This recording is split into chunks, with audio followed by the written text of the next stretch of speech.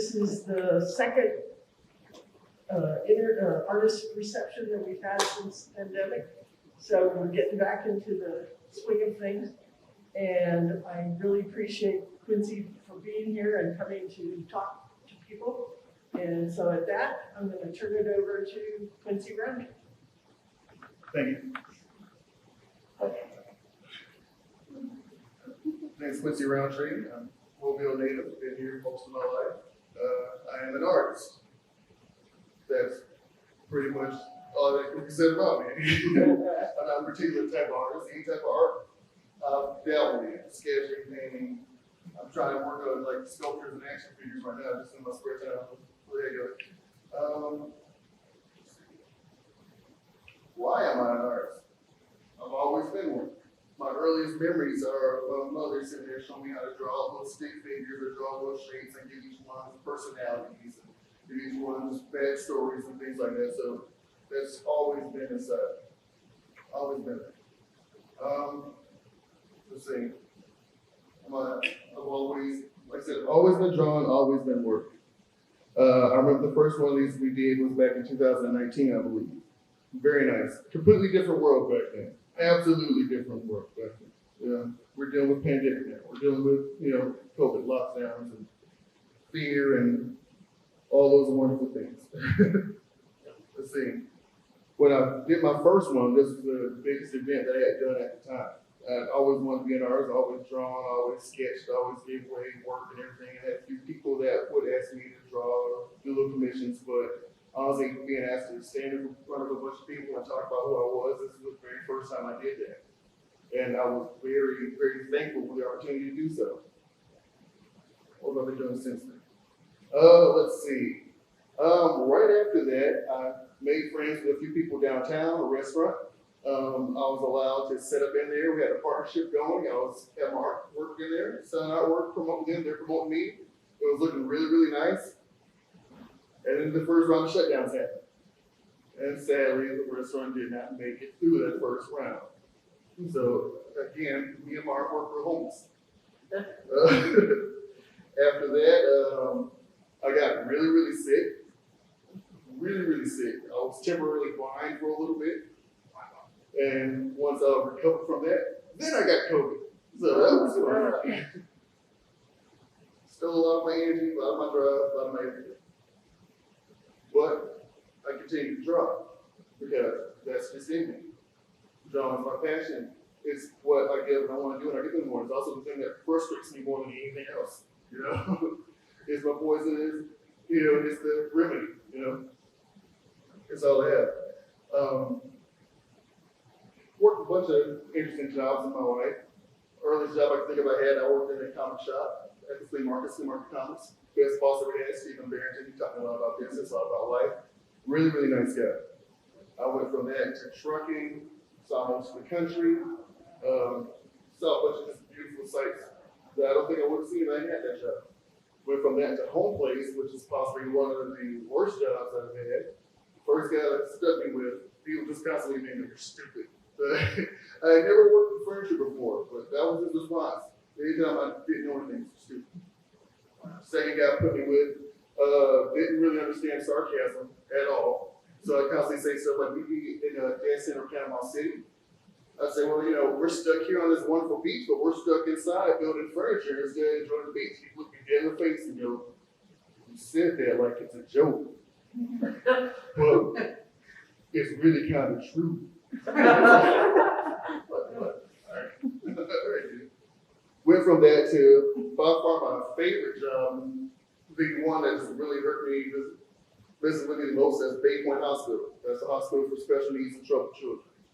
That was a rough job. I think I got punched in the face my first week there. I believe I was stabbed my second week there. All right? But I did that job for 8 years. All right? Like I did that up until like just 2 years ago. The reason I like that job so much is once I found my groove, I realized I could do it. And I realized that a lot of kids there, just like a lot of kids everywhere, were artists. They loved art. They loved stories. They loved games.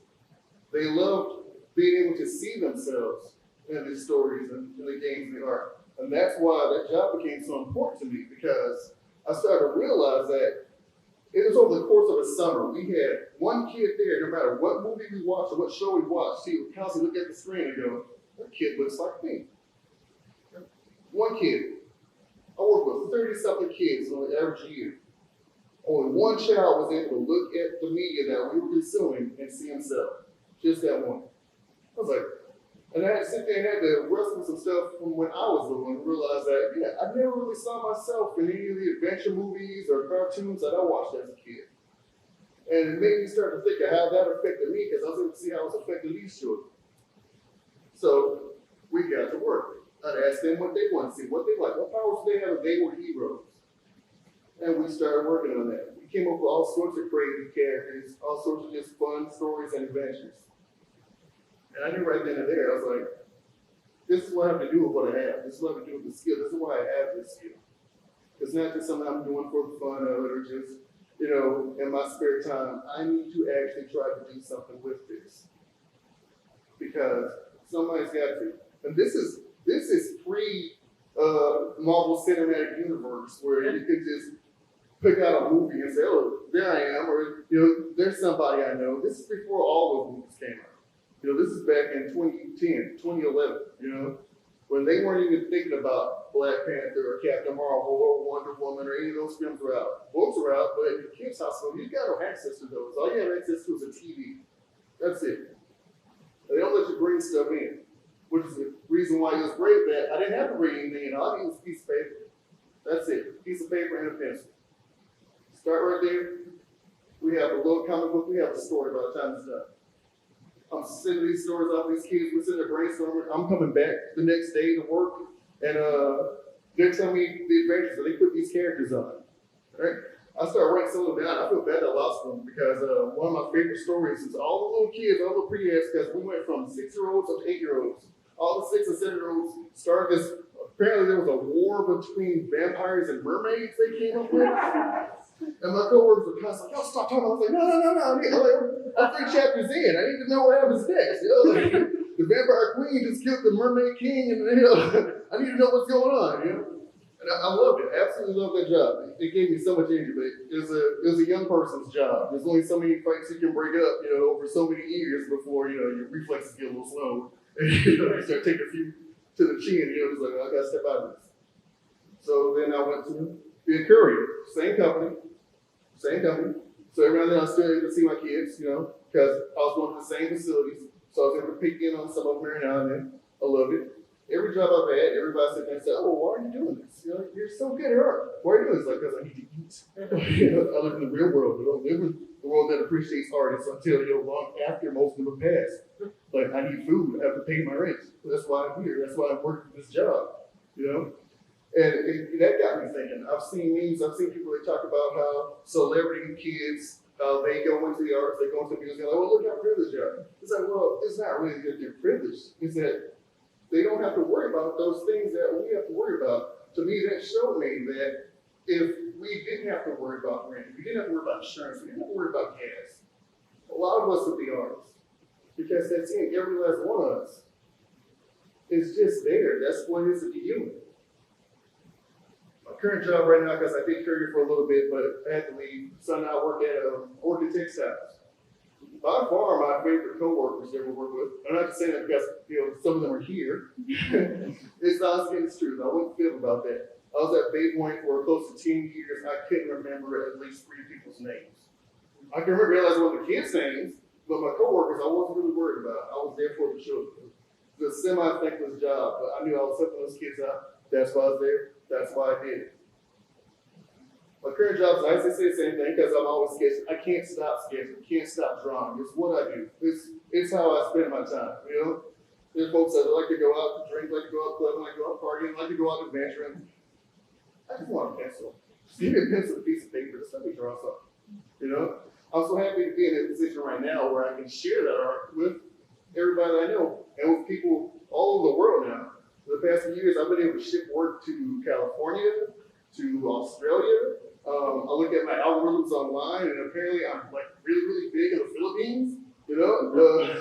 I did a graffiti tag of my face a few years ago on a DeviantArt, and I just posted that picture. That is by far the most downloaded and shared image I have ever created. So I keep thinking in Asia, so I keep thinking if I ever take a trip over there, I want to see, I'm like on billboards or something. I just think that would be insane because I don't understand why that out of everything I've done is so popular. It wasn't even the first piece I've done. It's not even the most technically nice piece I've done, but they like it. I can't tell you why. Current job, very nice. So, international work group, people in there from all over, speak all sorts of different languages. First time I was there, I had a hard time understanding everybody. I was like, oh, it's a language barrier. But then I looked around, and all my coworkers get along, they speak fine with each other, and they're all A-okay. And made me realize my coworkers from home place Roundtree, they're right. I can't communicate with these folks. That's stupid.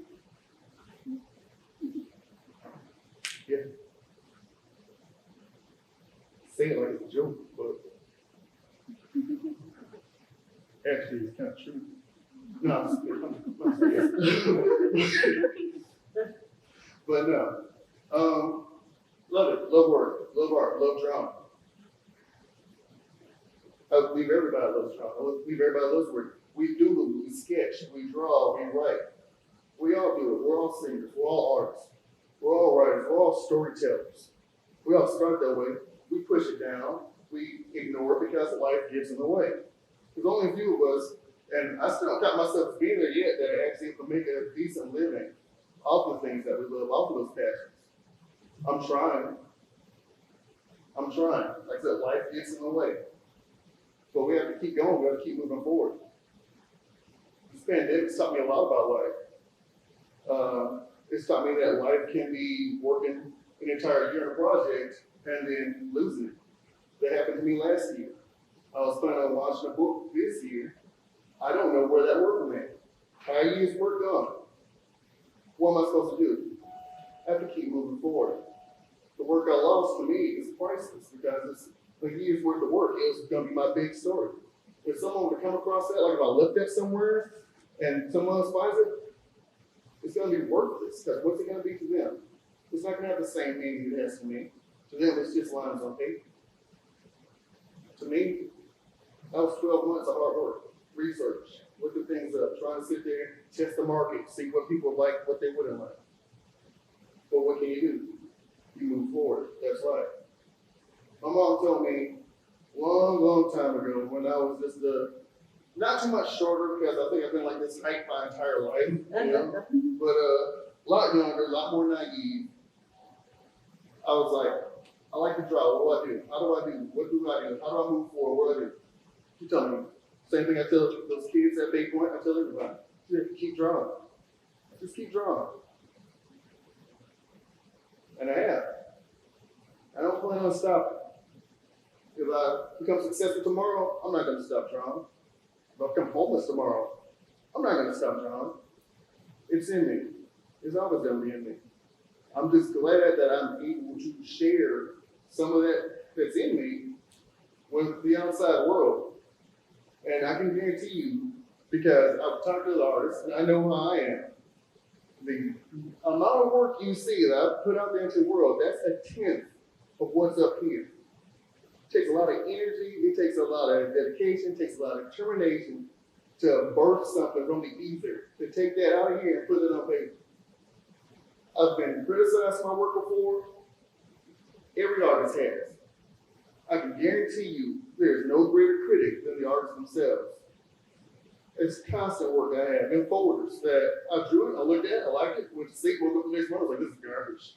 This will never see the light of day. No one's ever going to see this. I've worked on entire stories before. I've entire completed books that I've said never does that. Yeah. No one can see this. This is going to be buried away. And it kills me. And for a while, I honestly didn't think I was the only person that did that, but I had a friend of mine, met his father, always, oh, you're the artist, how you doing? This man worked in metal, worked in factory his whole life. It's so nice to see you. Sweetest guy I've ever met. Always come and talk to me. He passed away a few years ago. Real sad. I managed to make up to the funeral. They had surrounding his coffin, They had tables. Each one of those tables, there were stacks of sketchbooks this high. He had been drawing and sketching his entire life. His family had no idea he drew like that. They had no idea he drew, period. And I'm talking about amazing work. I'm talking about photorealistic watercolors, charcoals, colored pencils. This man had been drawing probably as long as I've been drawing. He was in his 80s, a lot older than that. Stacks of books. This guy just looked at me and was like, we had no idea. And I kept thinking, is this why every time I come over, he's like, hey, you know artist, he come and talk to me every last time. He asked his son about me. He's like, how's that artist doing? His whole life, they had no idea. This man had the art in it. I don't want to be that. I don't want to be that. I don't want to be that kind of person. I draw. I draw all the time. I'm gonna sit there, I'm gonna draw most of the folks I'm seeing the audience right now. All right? It's just gonna happen. Like, I'm sorry. Apologize now. It's just in me. It's my passion. All I can say is if you have passion, if you have something that's in you, you have to embrace it. We only have one life. I couldn't imagine being in a coffin or being in the ground and people realize that there was something about me that I loved or something about me that I was great at, that I was too scared or too ashamed to share. I can't do that. I couldn't imagine doing that. I don't want anybody else to ever do that.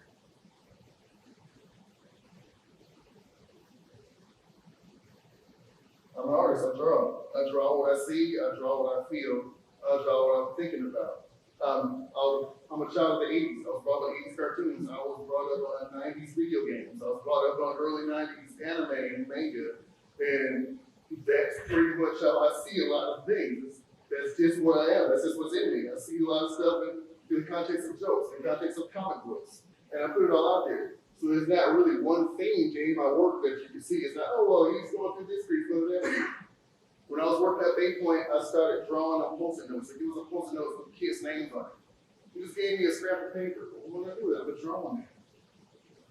I started drawing just little doodles, just little sketches. By the time I was doing that job 2 years ago, I was doing entire comic pages on a 3x3 Post-it note. I drew a Post-it note every day. My girlfriend Melissa, she's seen them. I have hundreds of these things. Just sitting there on my drawing table. Because every day I do a new one. And you can sit there and you watch the process go from just simple, just quick sketches while I'm watching these kids to tiny little portraits of these children. Draw Post-it notes. I've worked digitally. I've worked with crayons. I've worked with paints. The idea comes to my head, I'm going to put it out there. I'm just going to put it out there. Because it's who I am. It's what I am. And I do my best to try to encourage as many people as I can to do the same. Thank you. Of all the mediums that you've worked in, what's your favorite to work in? My favorite medium to work in would honestly would be Sharpie. I started with the Post-it notes actually, because originally it was just a pen. Then I was like, I can add a little color to this. So I took a red Sharpie and I was like, you know what? I can add a little shell to this. I took a gray Sharpie, add a little gray to that. You know?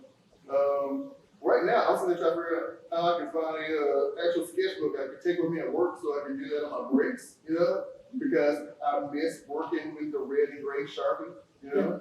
I have so many Post-it notes, little sketches and comments and people's faces that I did in that style that I guess that would be the style I love the most. So Post-it notes and Sharpie, that's the meaning behind it.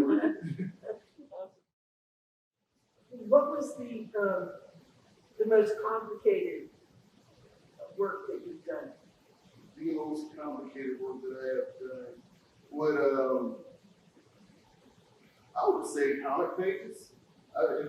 If you've only read comics and never tried to make a comic book, they seem, they're deceptively complicated. You look at it, oh, this is easy, this is done. That's literally how I got into comic books. I was a very arrogant 12-year-old child, and we were in a store that no longer exists for like other people in the called L Shamps, and they had a comic rack. And I remember looking at one of the comic books, and I went, I can draw better than this guy. I'm 12 years old, I got better than you. So I, when I take the book home, I couldn't. All right, this isn't, oh, I was some wonder, some amazing artist. No, I was a 12-year-old. I was an arrogant 12-year-old kid that had never drawn anything before my life, but I knew I could draw better than this guy. I still can't draw better than this man, right? I'm in my 50s now. I still consider one of the great masters of comics. But over the course of my career, I had to sit there and had to learn how to break down a comic page. If you don't make them right, you can't read them. There's a flow. It's not just still pictures, it's illustration. You are taking still pictures and you're putting movement into them. And then you gotta make room for word balloons and action panels. And if you don't do that right, you got a jumbled mess that no one wants to look at, no one wants to read. It's not appealing to the eye. And then it doesn't sell. So yeah, that was by far the most complicated work I've ever done because it has to go from left to right, up to down. You gotta decide how big the panels are, what actions are gonna be. You have to follow the flow of action, all of that. You see a masterfully done comic book page, you have seen incredible work. And I don't think that people recognize or realize that enough. It's not just taking snapshots and then laying them in a book. I recently just got done doing a pitch for Milestone Comics. That's a DC imprint. I got off work, went home, I worked every day trying to meet this deadline. It's some of my favorite work, even though it was completely rushed. I was off by a day. And I was sitting there looking at the website. The website even told me I had a day left. And then I was, all right, I can get up in the morning, I can pitch this. They either take it, they don't. But I've done my best. I got up the next morning, I was like, oh no, this contest ended 48 hours ago. I was like, I was watching the counter on your website and you told me I had a day left. Worked my butt up. Very complicated work. Very, very interesting work. Very, very detail oriented. So that was by far the most complicated work I think I've ever done. In terms of artists, who are some of your biggest inspirations or heroes, depending on what you would call them? Let's see. First, I have to say Jack Kirby. Jack the King Kirby, creator of the Marvel universe, most of the DC universe. But even before him, I would say Winston Craig. A lot of people don't know about him. This is in the early days of comics when there weren't books, there were comic strips. They weren't really strips. You had a newspaper, strips as newspaper, and you would have a comic that took up the entire page. Not just a few bars or a few sections, the entire page would be the entire comic. Winston Craig would do these elaborate, intricate, detailed stories that would take up an entire newspaper page. He also went on to pioneer animation. So I've always liked to work with a character called Little Nemo, Adventures in Slumberland. That's my all-time favorite book. Winston Craig, like seriously, he started most of the animation before Disney, Works, Maxwell, Flash Robin came on. The same, it was Winston Craig. He did a story I think called Birdie the Dinosaur, where he animated a dinosaur walking up to the screen. He tells it to do tricks. It does tricks, and at one point in the presentation, he makes it look like he steps into the screen with the dinosaur and he rides it off, into the sunset. This is before color. This is before sound was in animation. So the fact that he took the time by himself to do that, I was always just blown away by it. So those are two biggest influences I can think of. Thank you. Thank you.